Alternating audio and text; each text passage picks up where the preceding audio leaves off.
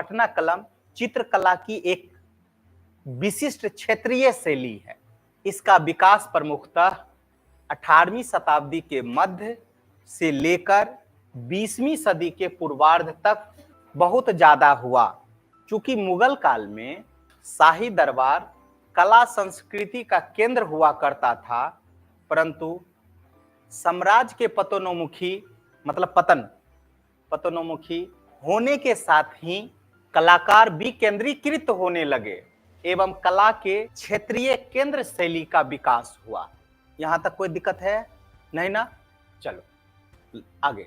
और औरंगजेब द्वारा कला को राजकीय संरक्षण नहीं देने के उपरांत कलाकार दूर दराज इलाकों में बसने को विवश हो गए। कोई दिक्कत? ऐसे ही एक कलाकार का दल मुर्शिदाबाद जाकर के बसा। प्लासी के युद्ध के बाद पुनः यहाँ के कलाकारों को विवश होकर के मुर्शिदाबाद छोड़ना पड़ा। इन्हीं कलाकारों के कुछ समूह पटना एवं पूर्णिया शहरों में आकर के बसे। कोई दिक्कत है?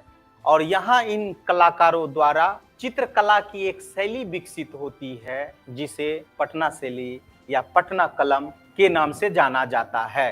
अच्छा, अब बताइए बाबू, इसमें ना दूसरा का भी हम उत्तर दिए हैं। किसका? मधुबनी का। क्लियर? पूर्णिया वाला इलाका उस समय कहाँ था? मधुबनी वाला इलाका। तब वहां किसका विकास होगा? नहीं समझे मेरा बात? तो ये हमारा दो क्षेत्रीय शैली विकसित हुई। क्लियर है ना? एक पटना, दूसरा मधुबनी। ठीक है। और तीसरा अभी हमारे यहाँ उभर करके आ रहा है, कौन सा? मंजूषा, है ना? चले आगे बढ़े।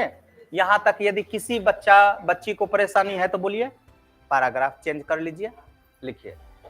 यह शैली अधिकतर कागज एवं हाथी के दांत पर बनाए जाते हैं, लघु चित्रों की श्रेणी में आते हैं। आगे, इस शैली के चित्रकारों द्वारा विषय का चुनाव दैनिक जीवन के दृश्यों एवं जनसाधारण से किया जाता है, जो मुगल काल के बाद के बुद्धिजीवियों और कलाकारों की सोच को दर्शाता है। इससे पहले मुगल काल के चित्रकारी में ईरानी प्रभाव नई दिशा का सूचक था। पटना कलम की शैली और मधुबनी दोनों में अंतर है। अंतर क्या है तुमको हम बता देते हैं। अभी यहीं पे हम लोग इसका भी थोड़ा सा देखो, बैक हम लोग चलते हैं, आगे चलते हैं। यदि हम लोग मधुबनी में चलते हैं तो देखो, मधुबनी चित्रकला जिसे मिथिला चित्रकला भी कहते हैं, तो मधुबनी वाला में जो पेंटिंग सब होता है ना, यहाँ पे जो है लाल हरा पीला ये दिया जाता है। यहाँ पे भगवान का प्रकृति रहेगा, प्रकृति पूजा होगा, शादी विवाह का चित्र बनाया जाएगा। वो क्या है? जनसाधारण जीवन से जुड़ा हुआ है। और ये जनसाधारण से नहीं जुड़ा हुआ है, यह घटनाओं से जुड़ा हुआ है। जैसे मान लो कि शादी होता है ना, तो कोहबर होता है, ठीक है, तो वहां पेंटिंग किया जाता है। जैसे राम सीता का विवाह किया जाएगा, ठीक है, बात समझ में? तो वहां वैवाहिक संबंध सब पर ज्यादा फोकस रखता है। किसमें? मधुबनी वाला में। क्लियर है ना? तो यही अंतर है। दिमाग में सेट हुआ? यहां तक कोई दिक्कत? फिर पैराग्राफ चेंज।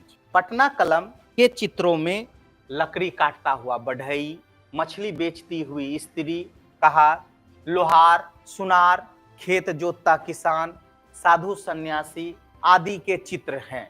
यदि इन चित्रों को देखना है तो आप पटना म्यूजियम जाकर के देख सकते हैं। चलिए, कहाँ? फिर पैराग्राफ चेंज कर लीजिए। इस शैली के प्रमुख चित्रकार सेवकराम एवं हुलास लाल हैं।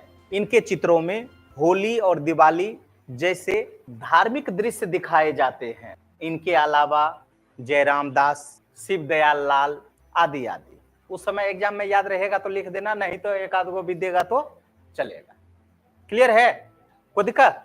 फिर पैराग्राफ चेंज। पटना कलम शैली पर मुगल शैली का प्रभाव दिखता है, तो वहीं इस पर तत्कालीन ब्रिटिश कला का भी असर झलकता है।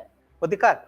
लेकिन इस शैली को विशिष्ट बनाती है उसकी अपनी स्थानीय विशेषता। पटना कलम के चित्रों के का रेखांकन, रंग भरने की विधि और रंगों के चुनाव एवं विषय वस्तु। अब यदि तुमको पटना कलम का विशेषता पूछेगा तो ये पॉइंट नहीं कर लेगा। लघु चित्रों की शैली, सामान्य जनजीवन की प्रधानता, वहां हम लोग लिखे हैं कि नहीं? बोलो हाँ ना। ठीक है, देख लेना, यदि कम मिलेगा तो बढ़ाते चलना, यदि देखना कि वर्ड ज्यादा हो रहा है तो शॉर्ट कर देना। नहीं समझे? ऊपर हेडिंग दे दिए मधुबनी पेंटिंग।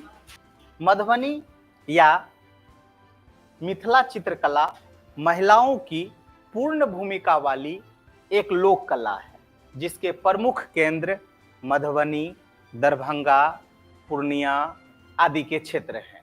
इनके चित्रों में दुर्गा, राधा कृष्ण, सीताराम, शिव पार्वती, विष्णु लक्ष्मी का चित्रण अधिक होता है। साथ ही कामदेव के अतिरिक्त पुरुष एवं नारी की जनेंद्रियां बनाई जाती है। पुरुष और नारी की जनेंद्रियां मतलब दोनों को मिक्सअप करके। और पृष्ठभूमि के लिए पशु पक्षियों और वनस्पतियों के भी प्रतीकात्मक चित्र बनाए जाते हैं। क्लियर? चलो नेक्स्ट, फिर पैराग्राफ चेंज। चित्रों में प्राकृतिक रंगों का प्रयोग किया जाता है। चित्रों को उंगलियों एवं बांस की कुची से बनाया जाता है। क्लियर? विगत वर्षों से मधुबनी चित्रकला की लोकप्रियता देश विदेशों में भी बढ़ी है। इस शैली के प्रमुख कलाकार पद्मश्री सिया देवी, कौशल्या देवी आदि हैं।